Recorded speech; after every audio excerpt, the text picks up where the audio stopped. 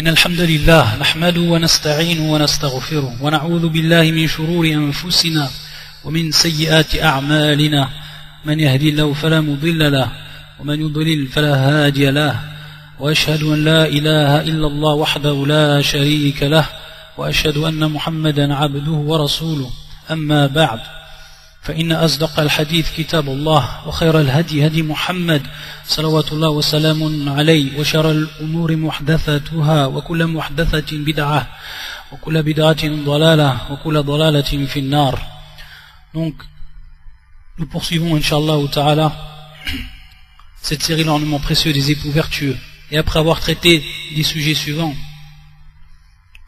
en relation avec les droits de l'époux puis les droits de l'épouse, on va entamer donc cette troisième partie, et qui sont al-huquq al-mushtaraka, les droits donc qui sont communs, qui sont mutuels entre l'homme et la femme, ces droits qu'Allah Azza wa Jal également a rendus obligatoires. Et on va voir que ces droits-là, ils sont de deux. Ils sont de deux. Le premier droit, haqq al-ishra bil ma'ruf. Haqq al-ishra bil ma'ruf. Ça c'est le premier. Et le deuxième, حق المبيت والقسم. حق المبيت والقسم والعدل كذلك. Donc ça c'est les deux droits qu'on va étudier.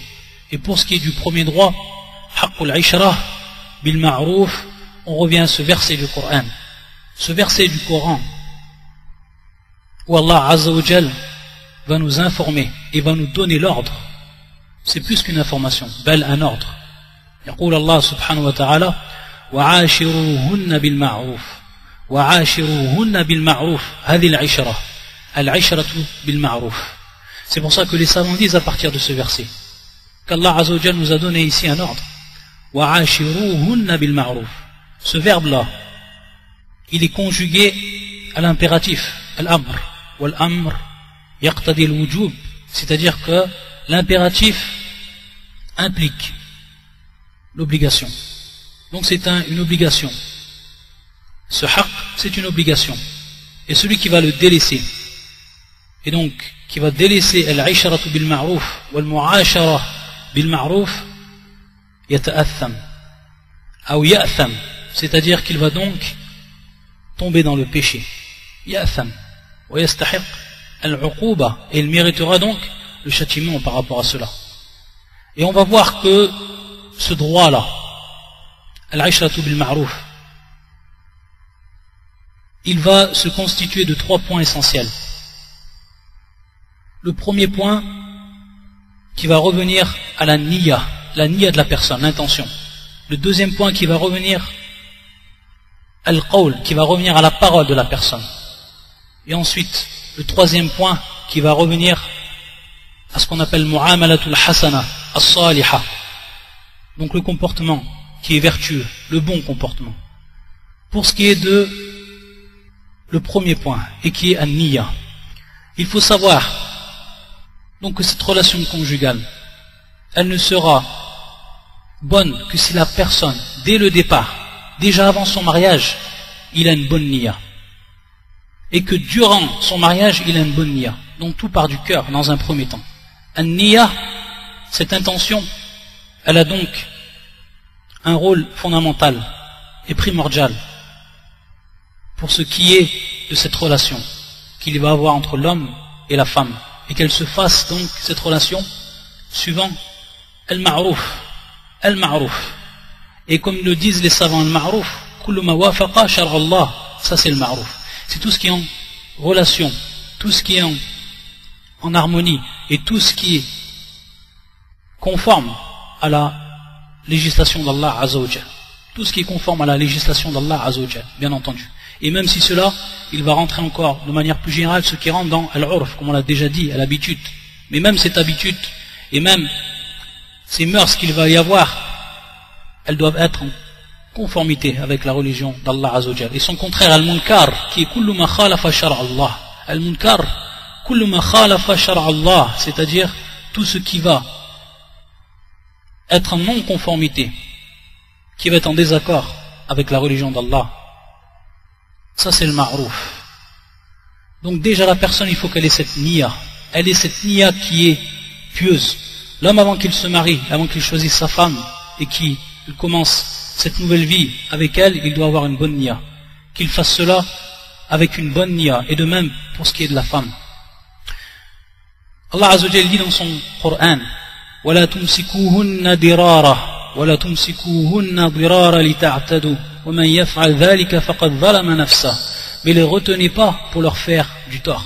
Donc Allah Azza wa Jalla, il nous précise ici dans ce verset, si on veut rester avec nos femmes, si on veut les retenir, mais les retenez pas pour leur faire donc du mal. Si on veut les retenir, on doit donc les retenir pour faire le bien. Donc en ayant une niya, une intention de faire le bien. Par contre, si notre intention est de les retenir pour faire du mal, alors dans ce cas on n'a pas le droit de les retenir. Et celui qui va faire cela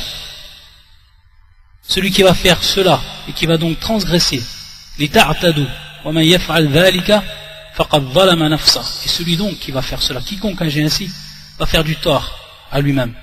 Donc regardez déjà la niya qui est prise en compte ici. La personne, pourquoi il va garder donc sa femme et retenir sa femme? Pourquoi? Est-ce avec une bonne niya ou est-ce avec une niya qui est faussée dès le départ et qui est malsaine? Allah al-Musta'an. Et donc cette niya, elle repose sur l'envie et sur le désir que les rapports conjugaux soient les meilleurs, et l'observation des droits également, de tous les droits qu'on a cités auparavant, et les droits également qui vont venir, et également que ce soit basé sur la protection de l'honneur, que ce soit l'honneur de la femme, que ce soit l'honneur de l'homme.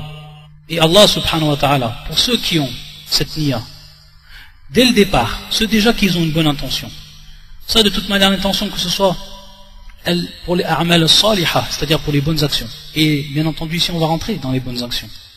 Allah Azza wa Jal, s'il sait qu'il y a le bien dans la personne et que sa niya est ainsi, et qu'il s'efforce de faire les efforts, Allah Azza wa Jal donne l'accord, il donne la réussite bi'idnillah. يقول الله سبحانه وتعالى إن يعلم الله في قلوبكم خيرا يؤتكم خيرا. Si donc Allah Azza wa Jal il sait, ou il sait dans vos cœurs un bien, alors il va vous donner un bien. يؤتكم خيرا. Il va vous donner donc un bien dans ce qui va ressortir de vous, dans ce qui est apparent, que ce soit dans la parole, que ce soit dans le geste, que ce soit dans le comportement. Même certains savants, Ba'du Ahli al-Ilm, ils disaient, il incombe à l'homme, au mari, qu'il renouvelle son intention chaque jour par rapport à ses relations, et principalement par rapport à ses relations avec sa femme, qu'il renouvelle donc cette intention, cette bonne intention, qu'il ait toujours une intention qui soit sincère, une bonne intention pour ce qui est de ses relations. Et Allah subhanahu wa ta'ala, si la personne elle a cette niya, automatiquement il va lui augmenter sa récompense. Et on a vu également masalat al-ihtisab, celui qui a la conviction sur la récompense d'Allah et qui a une bonne intention. Allah Azza wa Jalla, à ce moment-là, il va lui augmenter encore plus sa récompense. Il va lui la rendre encore plus énorme. Et donc l'homme, de par cette intention, Inch'Allah ta'ala, wa bi tawfiq illa Azza wa Jalla, de par l'accord d'Allah Azza wa Jalla, il changera ce qu'il y a en lui-même et ce qui va apparaître de lui. C'est pour ça qu'Allah Azza wa Jalla yaqul inna Allah la yughayyiru ma biqawmin hatta yughayyiru ma bi anfusihim. Allah ne modifie pas, ne change pas l'état d'un peuple tant qu'il ne change pas ce qui est en eux-mêmes. Ça c'est pour ce qui est de al-niya, et qui est le premier point, et qui va rentrer dans al-ishratu bil ma'ruf. Ensuite, le deuxième point, al-qawl, donc la parole. Et donc que cette parole soit en conformité avec la religion, dans tout ce qu'il va dire, dans tout ce qui va sortir de cette bouche, alors que ce soit en conformité avec la religion. Bil ma'ruf. Et comme on l'a dit, kullu ma wafaqa shar'a Allah. Et bien entendu, on sait par rapport à al-qawl, par rapport à la parole, et ça c'est une base dans la religion et dans la vie de tous les jours, en plus donc de ce qui va être de cette vie conjugale, qu'ils craignent Allah Azza wa Jal dans ce qu'ils disent, et non, la crainte d'Allah Azza wa Jal dans ce qu'on va dire. Et ceci c'est une base. C'est pour ça que le prophète sallallahu alayhi wa sallam, il dit dans ce hadith authentique, man kana yu'minu billahi wal yawmil akhir, celui qui croit en Allah et au jour dernier, falyaqul khayran aw liyasmut, qu'il dise donc un bien ou qu'il se taise. Ça c'est pour tout le monde. Alors à plus forte raison quand ça vient de l'homme envers sa femme et de la femme envers son homme. Et donc il doit donc préserver hifdul lisan, donc préserver sa langue, de dire des choses qui vont blesser. On va y revenir dessus. Et également l'istiqamatu lisan, donc la droiture dans cette langue-là. Et c'est pour ça qu'Allah Azza wa Jal, dans son livre, il a non seulement commandé, il a fait une recommandation wasiya à ceux qui étaient avant nous, les communautés qui étaient avant nous. Et cette wasiya, cette recommandation, elle est également valable pour nous.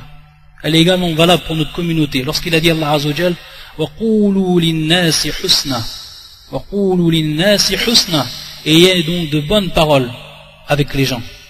Al-qawl al-hasan, la bonne parole, l'agréable parole, la saine parole, cette parole-là qui va être favorable à son auteur, non seulement dans la vie d'ici-bas, et également dans la vie de l'au-delà, où il va retrouver les traces également dans la vie de l'au-delà, en plus de cette vie d'ici-bas. Il faut se rappeler tout le temps, chacun de nous, que cette parole, celle qui sort donc de la bouche, jamais on pourra la faire revenir. Ça c'est impossible. Lorsque la parole elle sort de la bouche, tu ne peux pas la reprendre et la faire revenir. C'est fini. Lorsqu'elle sort, elle est sortie. Personne n'a la capacité de la faire revenir. Donc réfléchis, si cette parole elle va être blessante et vexante. Lorsque tu vas blesser ta femme, vexer ta femme, ou lorsque toi, l'épouse, tu vas blesser, tu vas vexer ton homme, tu ne pourras pas annuler cette parole-là et la faire revenir. Elle sera sortie, c'est fini. C'est pour ça que dans beaucoup de cas, Wallah al-Musta'an, la parole elle surgit comme une flèche qui est tirée. Et ses conséquences sont bien souvent redoutables. Un cœur qui est blessé, des préjudices, dissipation de l'affection, enham. Des moments la parole suffit pour faire disparaître, pour dissiper l'affection, également la tendresse.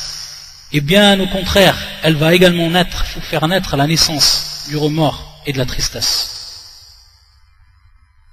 C'est pour ça que les savants ont dit que al-mu'asharatu bil ma'ruf fil qawl tourne autour de plusieurs axes. C'est-à-dire donc cette parole-là, pour ce qui est de cette relation conjugale, elle tourne autour de plusieurs axes. Le premier, c'est an-nida. Le premier, an-nida, qui est donc l'appel. Le deuxième, at-talab, qui est donc la demande. Le troisième, al-muhawara, wal-hadith, qui est donc la discussion. Et la quatrième, al-khilafat, wal-niqash, lors de la dispute. Al-mu'asharatu bil ma'ruf fil qawl tourne donc autour de ces quatre axes que l'on va détailler maintenant. Pour ce qui est donc de an-nida. An-nida qui est donc l'appel. Il faut savoir donc que pour concrétiser hadil aishra bil ma'ruf en ce qui concerne la parole, lorsque tu appelles ta femme et toi l'épouse, lorsque tu appelles ton homme, alors choisis les noms les plus aimés auprès de lui. Enan. C'est pour ça, et on a un modèle dans notre prophète sallallahu alayhi wa sallam, pour celui qui espère l'au-delà. Il disait, un Nabi sallallahu alayhi wa sallam, lorsqu'il appelait donc sa femme, yunadi zawjata Aishata radiyallahu ta'ala anha, kana yaqul ya Aish, ya Aish. Donc on voit qu'il utilisait ce nom qui était donc un diminutif. Il ne disait pas Aïcha, mais il disait Ya Aïch. Wa hadha, comme l'ont précisé les savants, min bab al-ikram, donc la générosité dans la parole du prophète sallallahu alayhi wa sallam. Et également al-mulatafa, également la tendresse dans la parole qui va ici apparaître. Al-ikram wa al-mulatafa, Ya Aïch. Et ça en réalité c'est un minhaj, c'est une méthode et une voie que tout musulman doit prendre pour ce qui est donc d'une nida. Et donc, par là, il va falloir s'éloigner. S'éloigner donc pour concrétiser cette ishra de ce qu'on appelle wahsha. Donc la parole qui va être, ou plutôt l'appel qui va contenir la parole dure, la parole sauvage, la parole qui est froide, ou as-sukhriya, également la moquerie. Donc la femme, lorsqu'elle appelle son homme, elle ne cherche pas à le rabaisser, en choisissant donc des noms qui vont être très mal appropriés. De même pour ce qui est de l'homme. Au contraire, ils doivent choisir ce qui paie le plus. Et comme les savants le rappellent également, ce qui fait partie de l'ikram, ou al-mulatafa, c'est qu'on appelle bil-kunya. Par exemple, Fulan ou Abu Fulan, ça également, ce sont des termes qui sont appropriés et qui conviennent lors de l'appel. et qui rentre donc dans al-mu'asharati bil ma'ruf fil qawl 'inda an-nida, au moment donc de l'appel. Pour ce qui est du deuxième axe, le deuxième axe, at-talab, ce qu'on appelle donc at-talab, et ce qui est la demande. Également ici ça va apparaître. Il va apparaître donc cette parole au moment de at-talab. Et donc on doit le faire lorsqu'on fait une demande, lorsque l'homme il fait une demande donc à sa femme, il doit la faire de la meilleure des façons. Il doit toujours avoir à l'esprit et se rappeler qu'il la fasse de la meilleure des façons.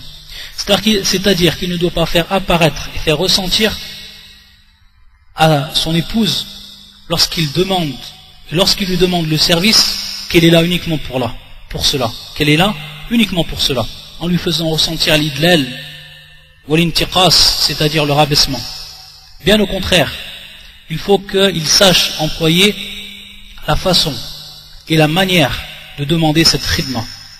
Et bien au contraire, si l'homme il sait utiliser les bonnes paroles, il sait utiliser la meilleure façon lorsqu'il demande à sa femme, bien au contraire, al-jawab ou al-istijab, c'est-à-dire donc la réponse de la femme se fera de la meilleure des façons, se fera également de la meilleure des façons. C'est pour ça que les savants donnent un conseil lorsqu'on demande. Lorsque l'on demande, c'est ce qu'on appelle mukafa'a 'inda at-talab. Al-mukafa'atu 'inda at-talab. C'est tout simplement compenser au moment de la demande. Et comment elle se fait cette compensation?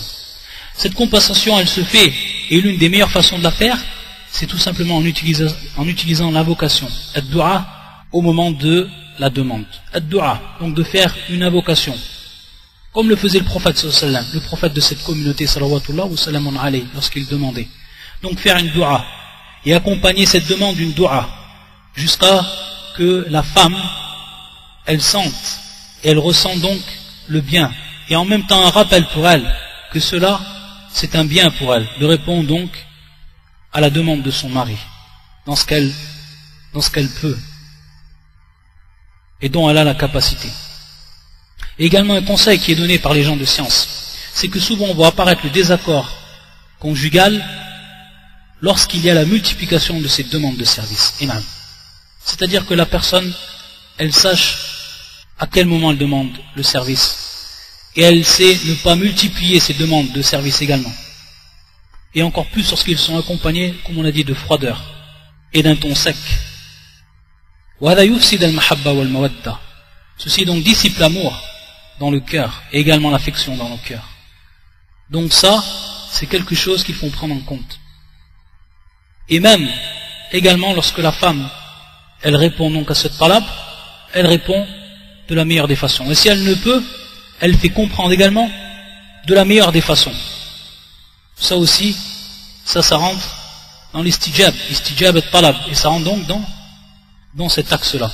C'est pour ça que le prophète sallallahu alayhi wa sallam, lorsqu'il était mu'takif, lorsqu'il restait donc en retraite dans la mosquée, il a demandé à Aïcha, Nawilini al-khumrata min al-masjid. Il lui a demandé donc al-khumra qui est sajjad. Donc c'est un tissu ou autre, une partie où l'on met une partie de son visage au moment de la prosternation, que ce soit un tissu ou un autre. Taïb, Nawilini al-khumra. Donc donne-moi cela, min al-masjid, depuis donc la mosquée. Comment elle a répondu à Aïcha à ce moment-là, alors qu'elle n'avait pas la capacité de faire cela? Pourquoi? Qalat faqultu inni ha'id. Et bien entendu la femme ne peut rester dans la mosquée dans cet état-là.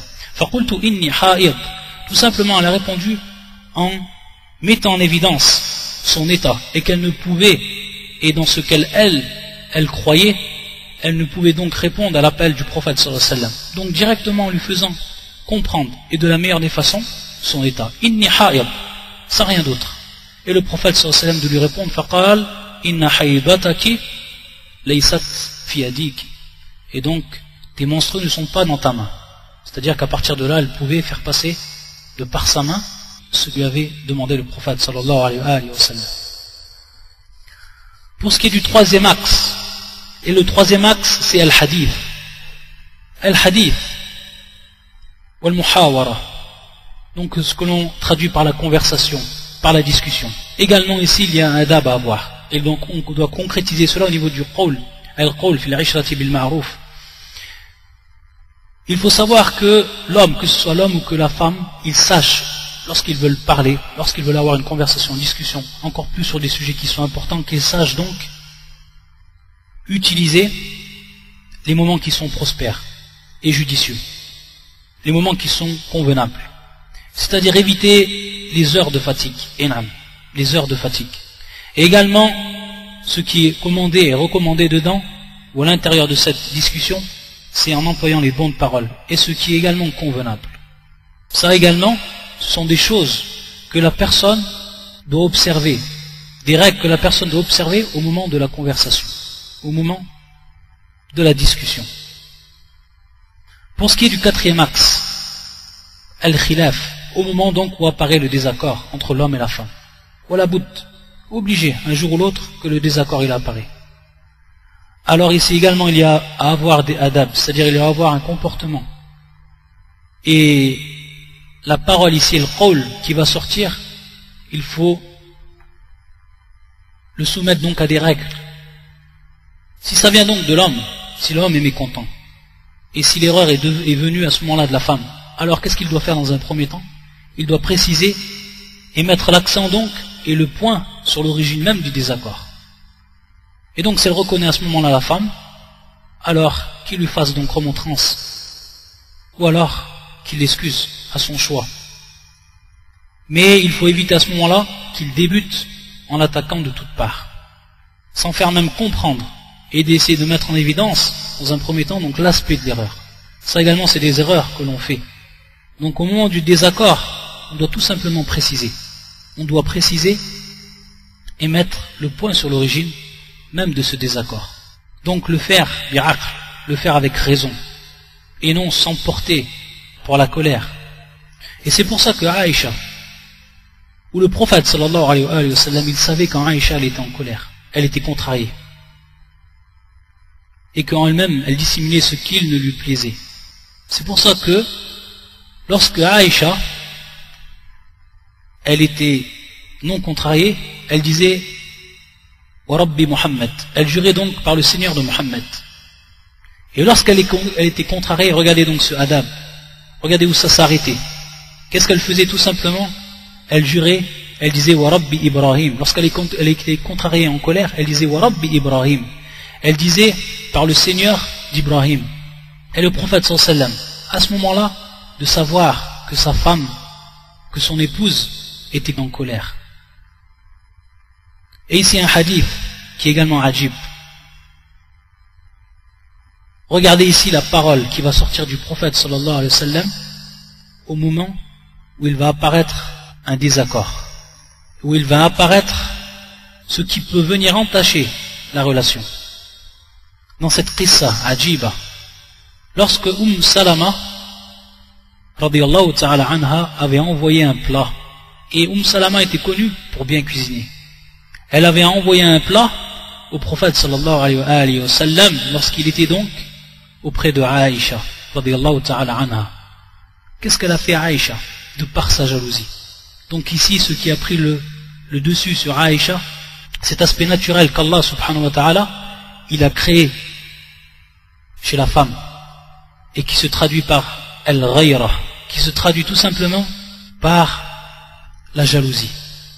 Qu'est-ce qu'elle a fait à Aïcha? Elle a tout simplement, au moment où on lui a présenté ce plat, elle a tout simplement frappé le plat de sa main, jusqu'à que le plat est tombé par terre et il s'est cassé en deux. Regardez donc cet état des faits. Regardez comment ça s'est passé. Devant le prophète sallallahu alayhi wa sallam, muta'ammidan, de son plein gré, elle a fait tomber le plat et elle l'a cassé en deux devant le prophète sallallahu alayhi wa sallam. Imaginez-vous l'un de nous si notre femme faisait cela devant nos yeux, si elle faisait tomber un plat où il y a de la nourriture, et comment cette nourriture à cette époque, à l'époque du prophète sallallahu alayhi wa sallam, était précieuse. Ce n'est pas comme de nos jours. Qu'est-ce qu'aurait été notre réaction? Je vous pose la question. Qu'est-ce qu'il a fait le prophète sallallahu alayhi wa sallam? Il a tout simplement dit une parole. simplement dit une parole pour préciser d'où est venu le problème. Et en réalité, pour pardonner cet aspect naturel qui se trouve chez la femme. Qu'est-ce qu'il a dit le prophète sallallahu alayhi wa sallam? Gharat ummukum. Gharat ummukum. C'est-à-dire votre mère. Et regardez comment le prophète sallallahu alayhi wa sallam, il va employer le terme salawatullah wa salamun alayhi. Fayaqul gharat ummukum. Votre mère. Elle a eu un instant de jalousie. Et c'est ce qui a provoqué ce geste-là. S'il a ensuite fait, le prophète sallallahu wa sallam alayhi, il s'est rabaissé. Il a racolé les morceaux, les 2 morceaux de ce plat et a rassemblé la nourriture dans ce plat-là. Voilà ce qu'a fait le prophète sallallahu wa sallam à ce moment-là. Ça, c'est l'état des pieux. Ainsi était donc l'état de ces pieux-là et comment ils réagissaient. C'est pour ça que certains gens de science rappellent une histoire qui s'est passée avec un des grands savants, un des savants de l'islam. Lorsque un de ses étudiants est venu leur rendre visite chez lui, il lui a rendu visite donc dans son propre foyer. Et au moment de cette visite-là, et au moment donc de son assise dans ce foyer de son shir, il a vu un enfant qui le servait, un enfant qu'il aimait. Bar jiddan, c'est-à-dire un enfant qui faisait preuve d'un grand respect par rapport à son père, qui lui obéissait et qui le servait. Et cela en réalité ça a plu et ça a même étonné l'étudiant. Et lorsque l'enfant il est sorti et qu'il lui a posé certaines questions sur son fils, au shir, il lui a donc conté son comportement. Et qu'est-ce qu'il lui a dit? Il lui a dit, j'ai vécu avec sa mère 20 années, 20 sana, et jamais elle ne m'a donné un sourire, ce fût-ce un seul jour, jamais elle ne m'a souri. Qu'est-ce qu'il a fait, cette personne, ce savant-là? Il a patienté durant tout ce temps. Et il lui a dit donc ensuite, voilà ce qu'Allah Azzawajal m'a donné. Il m'a dédommagé, c'est-à-dire qu'il m'a dédommagé, parce que tu vois, par cet enfant-là. Allah Azzawajal donc a fait succéder cet enfant-là, dont il se réjouit, dont il embellit les yeux.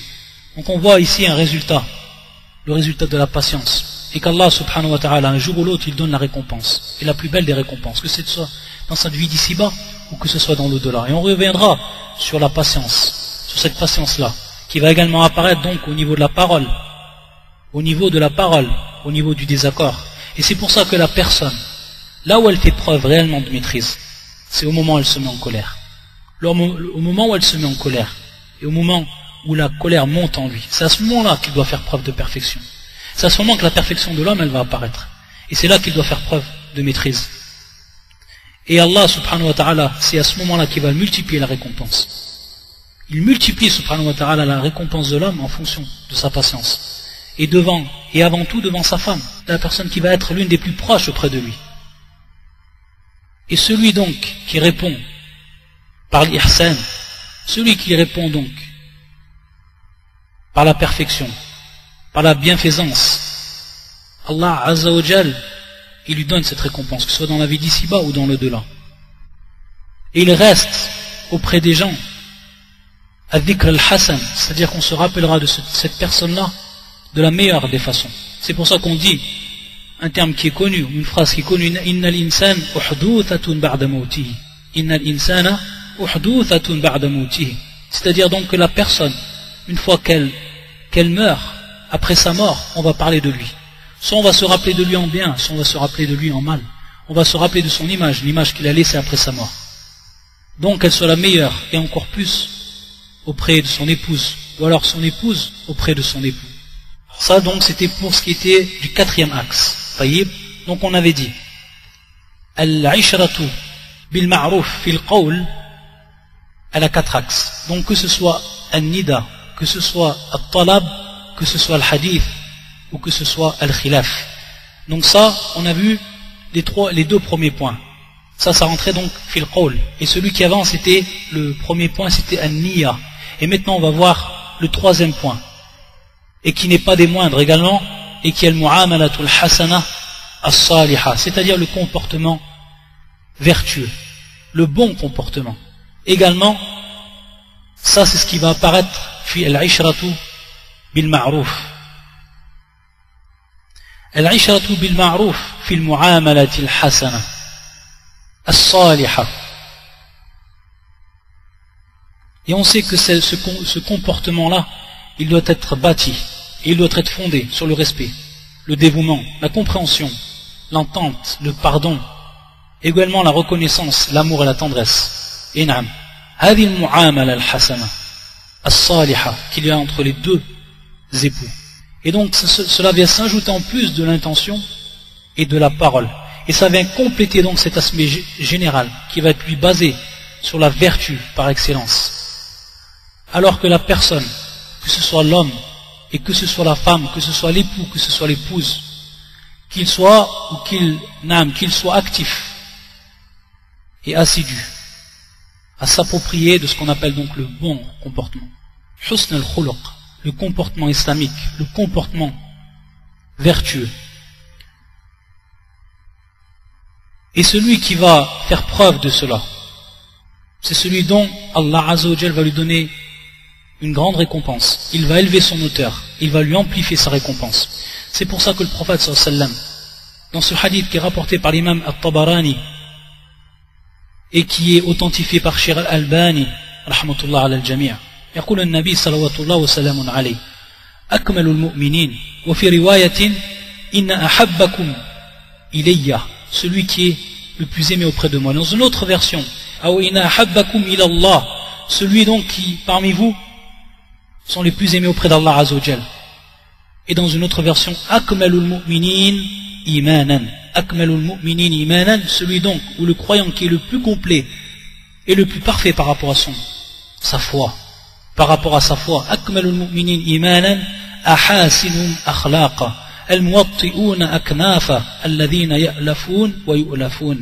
Le prophète sallallahu alayhi wa sallam, dans ce hadith, il nous met en évidence et nous éclaire sur l'importance de ce comportement, le comportement vertueux. Akmalul mu'minin imanan ahasinum akhlaqa. Naam, c'est là où ça va se jouer. C'est là où on va voir où la personne c'est un réel croyant. On va voir le degré de sa foi et la perfection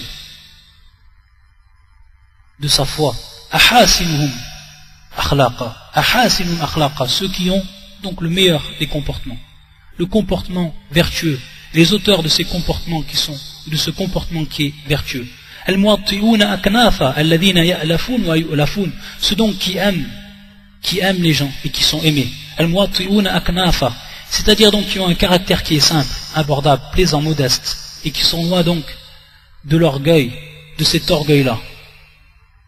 Et également lorsque les compagnons radiyallahu ta'ala anhum ajma'in, lorsqu'ils ont demandé au prophète sallallahu alayhi wa sallam, avec des cœurs qui étaient remplis de désir, et ils lui ont demandé au prophète sallallahu alayhi wa sallam, qu'est-ce qui faisait rentrer le plus le croyant au paradis, pour que, pas une question vaine, mais une question afin qu'ils l'appliquent, afin qu'ils appliquent cette réponse qu'ils ont demandé les compagnons, et qui étaient les plus assidus au bien. Qu'est-ce qu'il aurait répondu le prophète sallallahu alayhi wa sallam? Taqwallah wa husnul khuluq. Ce qui fait rentrer le plus dans le paradis, taqwallah wa husnul khuluq. Donc la crainte d'Allah, la piété envers Allah subhanahu wa ta'ala. Wa husnul khuluq. Et le bon comportement. Et qui est le plus en droit de ce bon comportement? Sachant, et ça c'est une base, nasib al-akmal, donc la plus grande part de ceux qui vont prendre ce droit-là sont ceux qui sont les plus proches de toi. In'am, ceux qui sont les plus proches de toi. C'est pour ça que le prophète sallallahu alayhi wa sallam, lorsqu'il a demandé, ou lorsqu'on lui a demandé au prophète sallallahu alayhi wa sallam, lorsqu'on lui a demandé qui était la personne qui était le plus en droit de ce bon comportement, qu'est-ce qu'il a dit le prophète sallallahu alayhi wa sallam? Il a dit ummuk, il a dit ta mère, parce que c'est la personne qui est la plus chère et la plus proche. Il a dit ummuk. On lui a redemandé thumma man, il a répondu le prophète sallam une deuxième fois Ummuk, et on lui a redemandé au prophète sallallahu sallam alayhi et à lui de répondre une troisième fois Ummuk, thumma man, et ensuite il a répondu Abouk. Donc on voit dans ce hadith que celui qui va être le plus en droit par rapport à al mu'amala al-hasana as-saliha, c'est celui qui est donc le plus proche, c'est lui qui prend an-nasib al-akmal, celui qui prend donc la plus grande part de ce comportement. Et donc, ici, l'une des personnes la plus proche de toi, après tes parents, si ce n'est ta femme, et pour la femme, si ce n'est son homme. Et malheureusement, ce qu'on peut voir, et qui va en totale contradiction, et même dont on a peur al-nifaq, c'est-à-dire donc l'hypocrisie pour ces gens-là, pour ces gens dont tu vois, lorsqu'ils sont en dehors de chez eux, et lorsqu'ils sont devant les gens, ils sont doux, ils ont le bon comportement. Alors que lorsqu'ils rentrent chez eux, lorsqu'il rentre chez lui, par exemple l'homme, alors tu vois qu'il montre ses gros, wallah al-musta'an. Et devant la femme, al-mar'at al-da'ifa, devant cette femme qui est devant lui faible, il se comporte de la pire des façons. Ça fait partie de l'hypocrisie. C'est-à-dire, ça fait partie également de l'ostentation devant les gens. Alors que celle qui aurait dû être le plus en droit par rapport à ce comportement, c'est ta femme. Et de même pour la femme, celle qui doit être qui a le plus le droit à ce comportement, donc, c'est celui qui va être le plus proche de toi. Et donc, l'homme, il va avoir cette part également. Et donc celui, comme l'ont conseillé les gens de science, celui qui veut améliorer son comportement, et qui veut faire des essences, ou qui veut faire des efforts dans ce sens-là, alors qu'il commence par qui? Qu'il commence par sa femme, ou que la femme elle commence par son homme. Celui qui veut réellement, qui est sincère, et qui veut se rapprocher d'Allah subhanahu wa ta'ala, parce qu'avant tout, et on reviendra à cela, c'est un rapprochement que l'on fait pour plaire à Allah subhanahu wa ta'ala. Inna ahabbakum ilallah, les plus aimés auprès d'Allah azza wa jal, sont ceux qui sont les meilleurs dans leur comportement. Donc c'est un taqarrub. Comme la personne, elle se rapproche d'Allah azza wa jal par les prosternations, par les sadaqas, elle se rapproche également par Allah azza wa jal de par cette al-mu'amalatul hasana, qui est ici le troisième point et qui rentre fil ishrati bil ma'ruf. Le prophète sallallahu sallam alayhi, lorsqu'on revient à ce modèle, wa khayrul hadi hadi Muhammad sallallahu sallam alayhi, pourquoi on le dit à chaque cours? C'est un dhikr, c'est un rappel pour nous. Khayrul hadi hadi Muhammad sallallahu sallam alayhi, la meilleure des voies c'est la voie du prophète sallallahu sallam alayhi. Le prophète lui qui conduisait, qui a conduit donc la communauté, la nation musulmane, le prophète sallallahu alayhi wa sallam qui lui-même se dressait sous son minbar et il mettait en évidence ce qu'Allah azza wa jalla a rendu illicite et ce qu'il a rendu illicite. Le prophète sallallahu wa sallam alayhi lui-même qui dirigeait les armées pour faire triompher la cause d'Allah azza wa jalla et pour que son nom soit le plus élevé, pour élever cette religion, cette noble religion. Qu'est-ce qu'il faisait le prophète sallallahu alayhi wa sallam avec toutes ses qualités qui étaient réunies en lui? Quand il rentrait chez lui, le prophète sallallahu alayhi wa sallam, la première chose qu'il faisait, c'était de remplir le cœur de ceux qui étaient devant lui, de tendresse, de douceur, de compassion. Il rentrait donc avec un cœur qui était débordant d'amour et de tendresse. C'est pour ça que lorsqu'il rentrait, la première chose qu'il faisait, la première chose qu'il faisait, il utilisait son siwak. Avant de rentrer chez lui, qu'est-ce qu'il faisait? Il utilisait le siwak. Ça, c'est quand il rentrait chez lui, le prophète sallallahu alayhi wa sallam. Et pourquoi il faisait ça?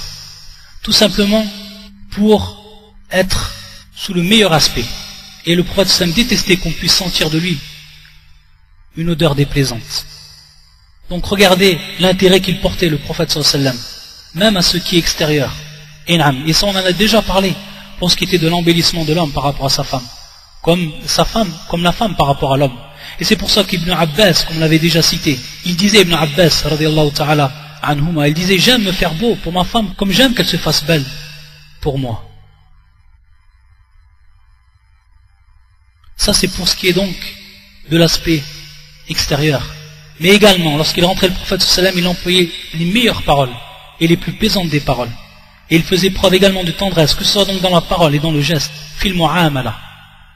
C'est pour ça que Aïcha, regardez, lorsqu'on a questionné Aïcha radiyallahu ta'ala anha, lorsqu'on a questionné sur l'état du prophète sallam lorsqu'il était dans son foyer, Qu'est-ce qu'elle a dit? Kana fi khidmati ahli. Kana fi khidmati ahli. Regardez, des paroles qui sont simples. Et regardez comment elle va tout simplement faire apparaître Hadil Mu'amala. Comment le prophète sallallahu alayhi wa sallam se comportait lorsqu'il rentrait chez lui. Kana fi khidmati ahli. Il était au service de sa famille. Il était le meilleur, salawatullah wa salam alayhi.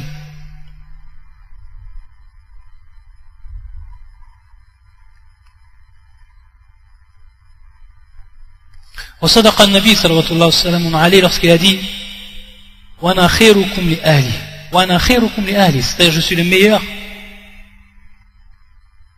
pour ma famille.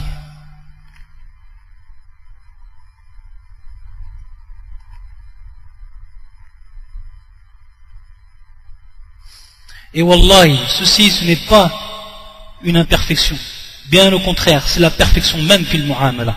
Et bien entendu c'est une élévation. La personne qui était la plus élevée auprès d'Allah Azza wa Jal, comment elle se comportait. Regardez comment elle se comportait. Ça c'est au moment où il rentrait, où il restait chez lui, le prophète sallallahu alayhi wa sallam, et tout ce qu'on pourrait encore citer. Et lorsqu'il sortait, le prophète sallallahu alayhi wa sallam, qu'est-ce qu'il faisait lorsqu'il sortait? Vous savez ce qu'il faisait le prophète sallallahu alayhi wa sallam? Lorsqu'il sortait et lorsqu'il allait prier, il embrassait sa femme. Sallallahu wa sallam alayhi. Kana yuqabbil zawjata.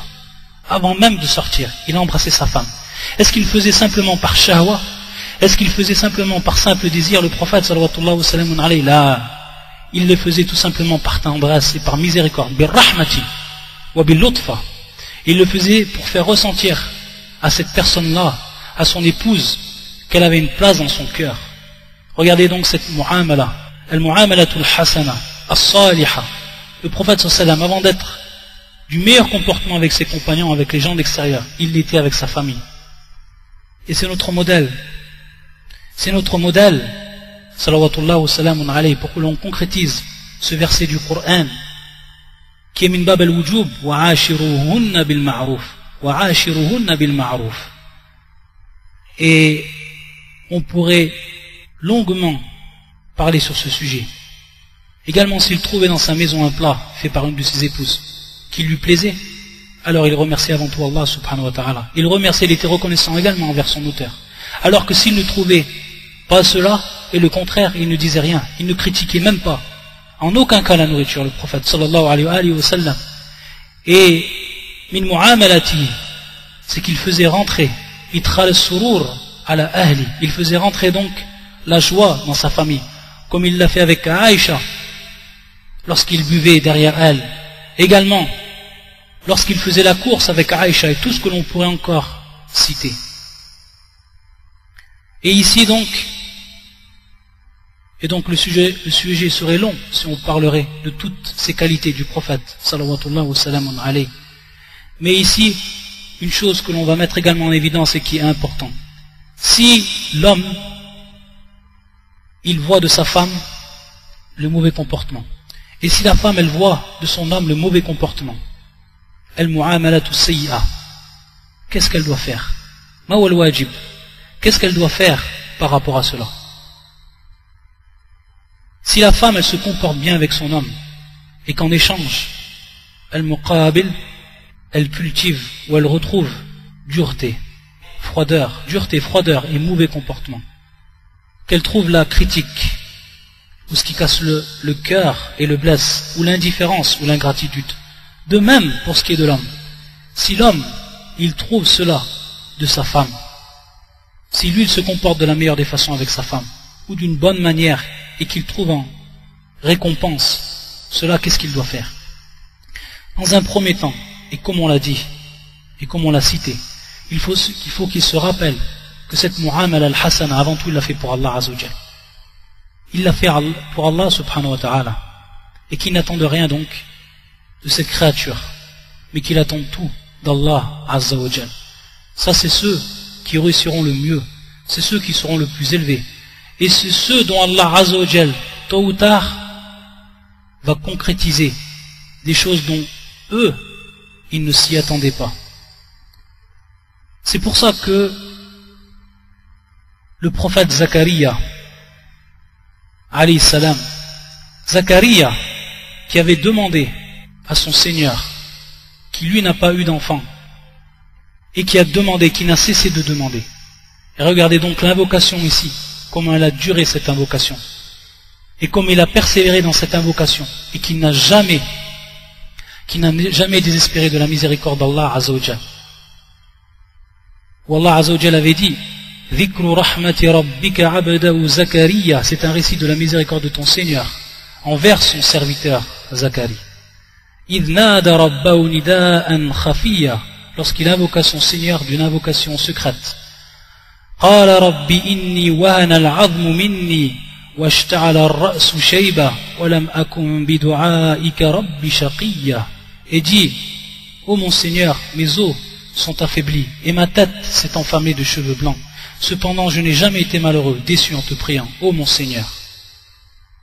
وإني خفت الموالي من ورائي وكانت امرأتي عاقرا فهب لي من لدنك وليا وكانت امرأتي عاقرة فهب لي من لدنك وليا.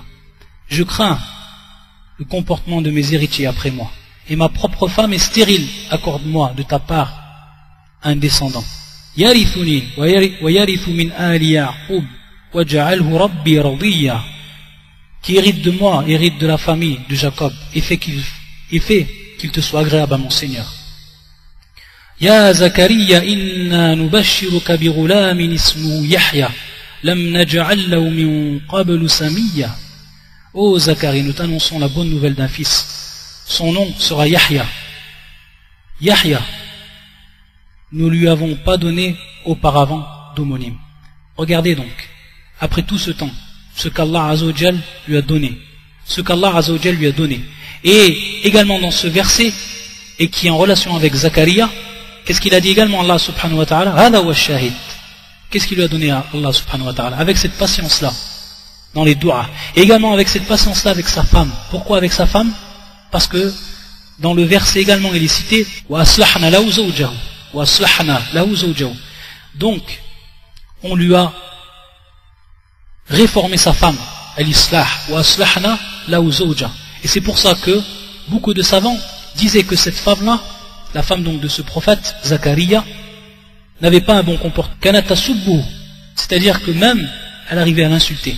C'est pour ça que l'imam al-Talha, également Ata, parmi les mufassirin, il disait filisani yatul, c'est-à-dire donc qu'elle avait des paroles qui étaient plus que blessantes. Et donc dans ce verset-là, c'est-à-dire qu'ensuite, à la fin, Allah subhanahu wa ta'ala, il a réformé sa femme.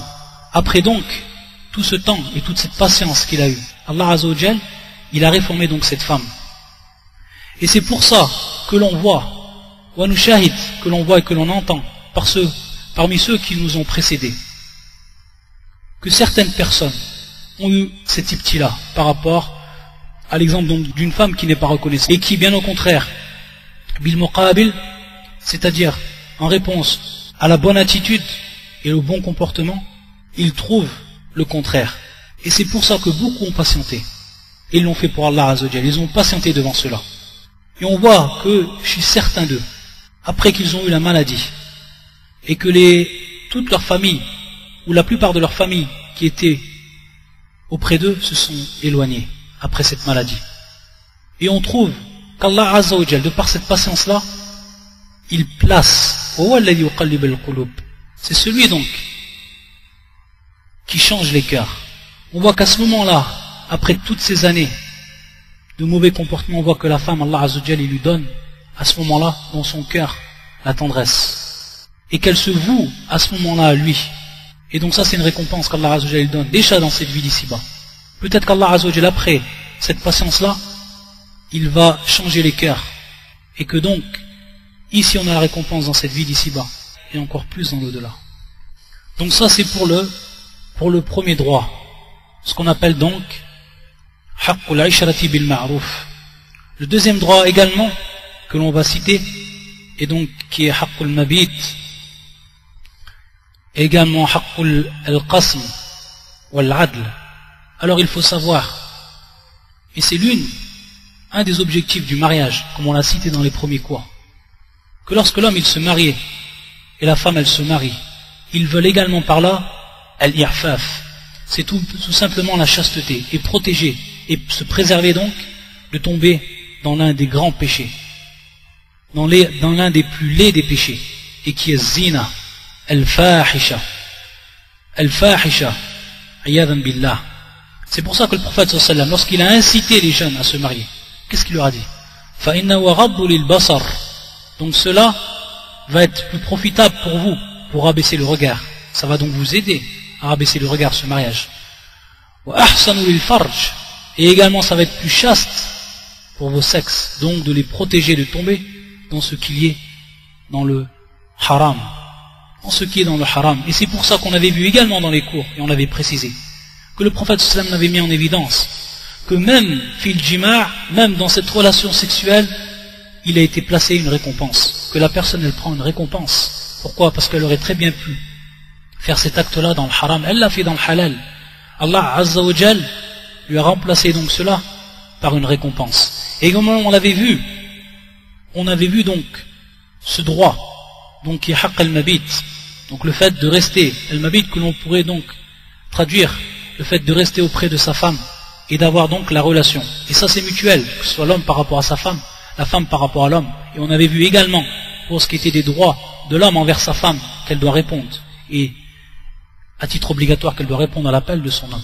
Et on a vu également, lorsque Abu Darda il était venu voir le prophète sallallahu alayhi wa sallam, après ce qui était arrivé avec Salman, on l'avait déjà expliqué dans les cours également, en citant le hadith et l'expliquant. Lorsque le prophète sallallahu alayhi wa sallam lui avait dit Sadaqa Salman, Salman il a dit juste lorsqu'il avait dit Wali ahlika alayka haqqa, et ta famille a par rapport à toi et sur toi, donc à titre obligatoire, un droit donc, ce droit-là.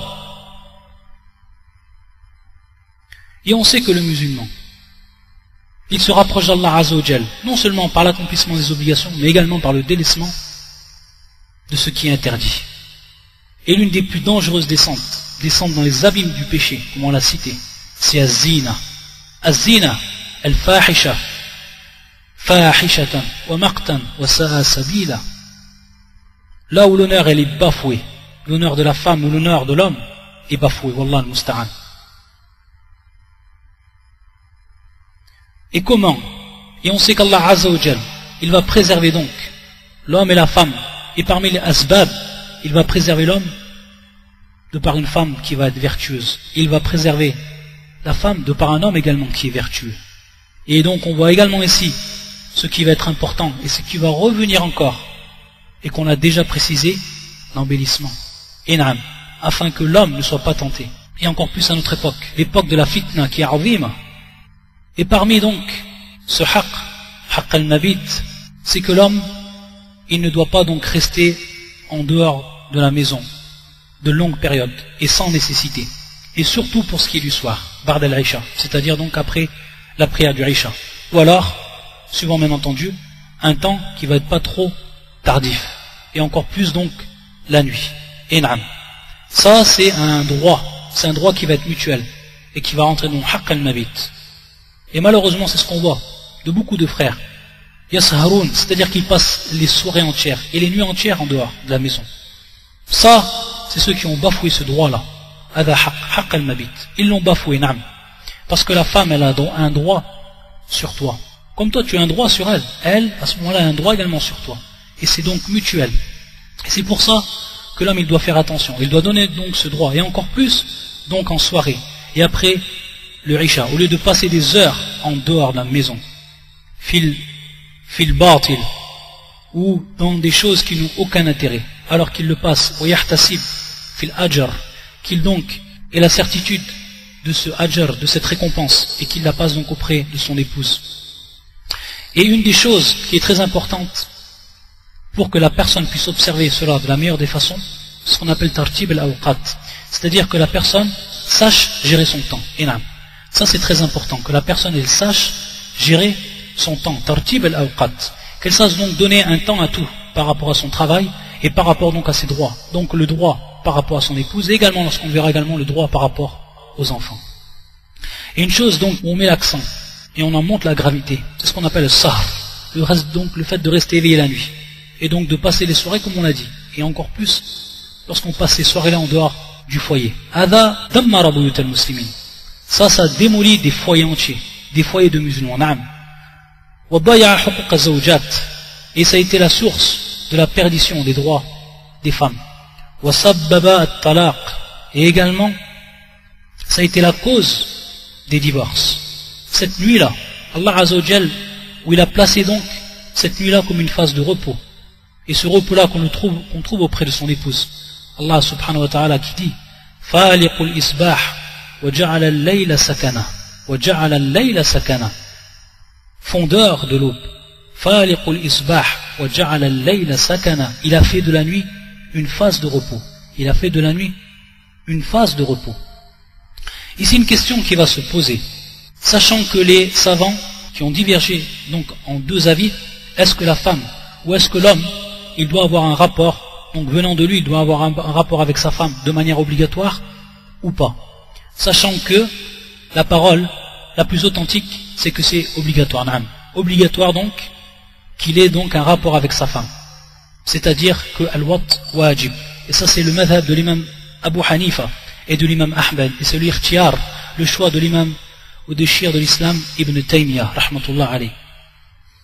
Et les savants, ils se sont divergés également par rapport donc au droit de la femme, par rapport donc à l'intensité donc de ce rapport. Certains savants ont dit qu'elle a droit donc, elle a un haqq tous les 4 jours. Pourquoi? Tout simplement parce que ils ont vu que dans la législation, l'homme peut se marier avec 4 femmes. Et donc, et c'est ce qui va rentrer donc dans Al-Qasm et également dans l'Adl, c'est qu'il doit passer la nuit auprès de ses femmes. Et donc s'il passe la nuit auprès de ses femmes, il va passer donc, s'il en a 4, il va passer donc une nuit tous les 4 auprès d'une de ses femmes. Donc à ce moment-là, ils ont dit une nuit tous les 4. Ça c'est donc un avis des savants. Et d'autres savants qui ont dit que c'est suivant en fait son désir et sa force, que ça va revenir tout simplement à l'homme lui-même, suivant donc son désir, suivant sa capacité. Et ici également une question que l'on va poser, c'est que l'homme il doit se rappeler que même, comme on a dit auparavant, même dans ce rapport, il a une sadaqa, c'est-à-dire donc il a une récompense. Il va avoir donc une récompense.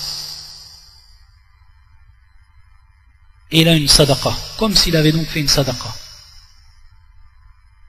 Et ceci dans tous les états. Et il se peut donc que sa femme elle soit belle, et donc qu'il soit le plus attiré par sa femme. Dans ce cas-là, en principe ça ne pose de problème. Taïb. Mais le cas où la femme n'est pas belle, naqs fil jamal, qu'elle n'est pas belle, qu'Allah Azza wa Jalla ne lui a pas donné cette beauté-là. Mais c'est souvent que l'on trouve,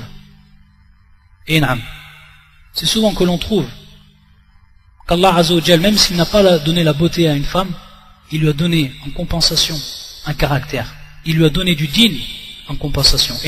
C'est pour ça que l'on trouve, et de manière rare, une femme qui va être très belle et qui a un grand din. Parce que sa beauté pour elle, ça va être une fitna. Bien au contraire, la beauté de la femme, dans beaucoup des cas, c'est une fitna pour elle. Et ça va être la source même de son égarement. Wallah al-musta'an.